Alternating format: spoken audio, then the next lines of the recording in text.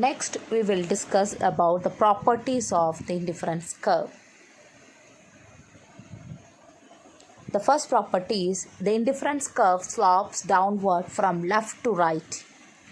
The indifference curve is convex towards the origin. No two indifference curves cut or touch each other.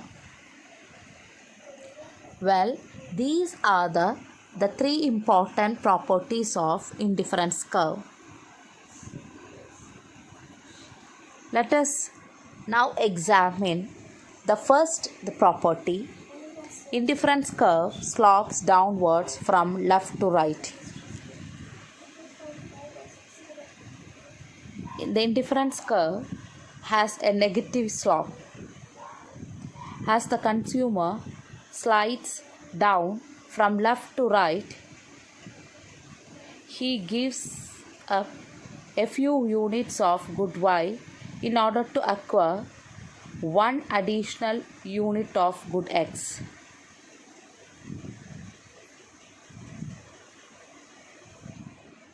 When the consumer moves down from point A to B, he parts with 4 units of good Y. Against this, he gets 1 unit of good X. Giving away Y means loss of utility, and getting 1 units of good X means gain in utility. Gain balances the loss. Hence, the consumer total utility remains unaffected. This process must go on along the curve if at all the consumer is to remain at the same level of satisfaction or utility. Indifference curve cannot take any other shape. Look at the top right corner. Here, the indifference curve is assumed to be a vertical curve.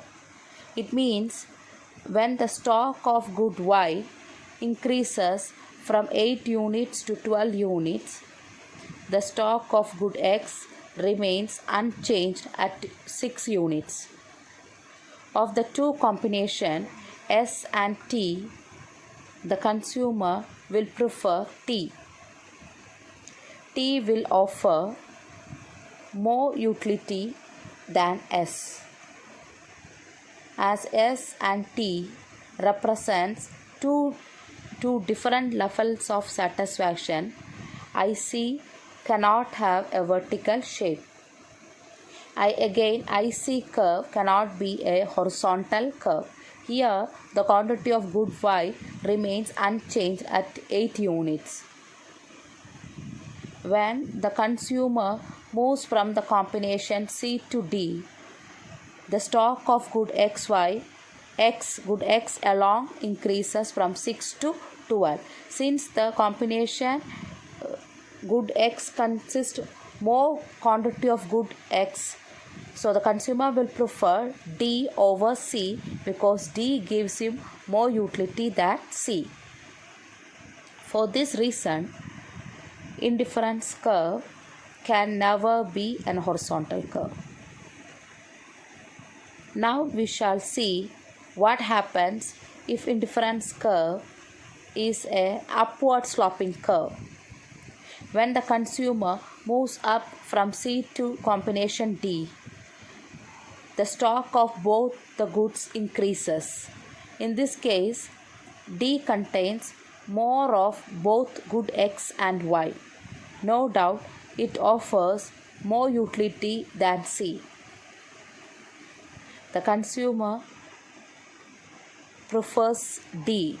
He cannot be indifferent between C and D. So, indifference curve cannot be an upward sloping curve. A downward sloping curve alone represents the tendency of fall in the quantity of good Y and rise in the quantity of good X. Then, the indifference curve is convex towards the origin. This is the second property. This is because the marginal rate of substitution of x for y is diminishing. The first property says the fall in the stock of good y and a rise in the stock of good x makes the indifference curve to slope downwards.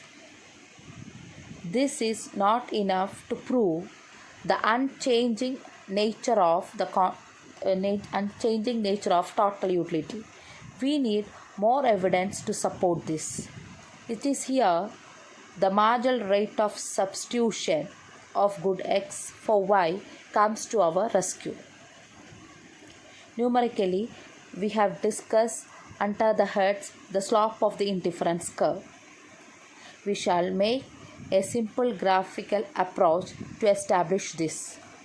We know how to measure the slope of a non-linear curve like indifference curve. We have to draw a tangent. Let us do that here.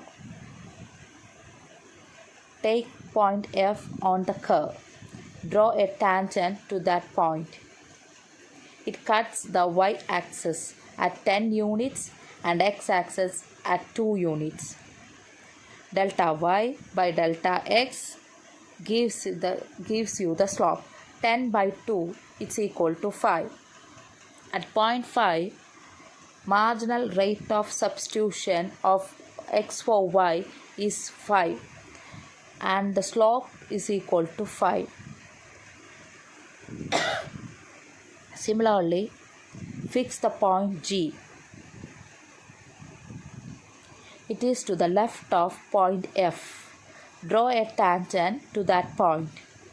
It cuts the y-axis at 8 units and x-axis at 4 units. Marginal rate of substitution of x for y at point G is 8 by 4, that is 2.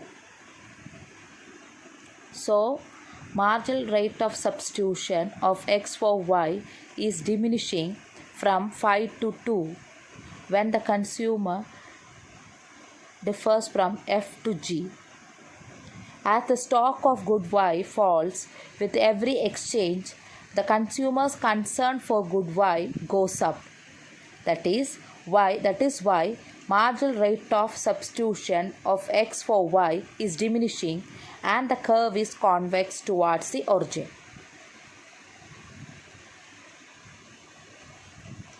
Next, the third property. No two indifference curves cut or touch each other. Look at this indifference curve map.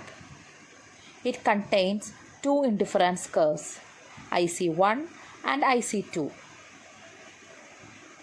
The indifference curve 2 cuts the indifference curve 1 at point A.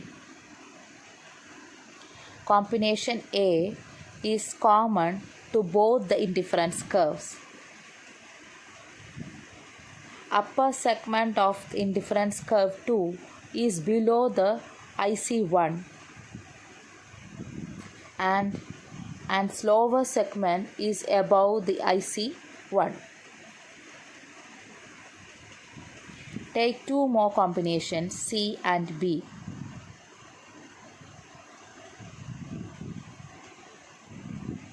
C and B contains the same quantity of good X, that is 9 units.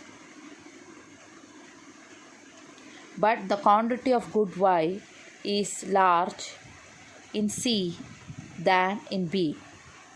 Hence, C must offer a higher level of satisfaction than B. It means indifference curve 2 represents a higher level of satisfaction and the indifference curve 1 represents a lower level of satisfaction. But A is common to both IC1 and IC2. Then it is absurd to say A will give two different levels of satisfaction simultaneously. It's impossible. Even if accept in principle the two can, then we have to accept the two levels of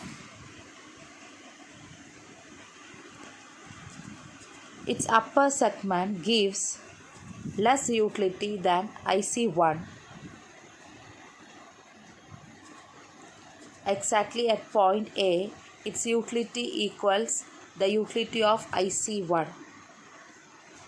Its lower segment utility is higher than that of IC1. This idea cuts the very root of the indifference curve analysis. For the above said reason, the indifference curve will never cut or touch each other.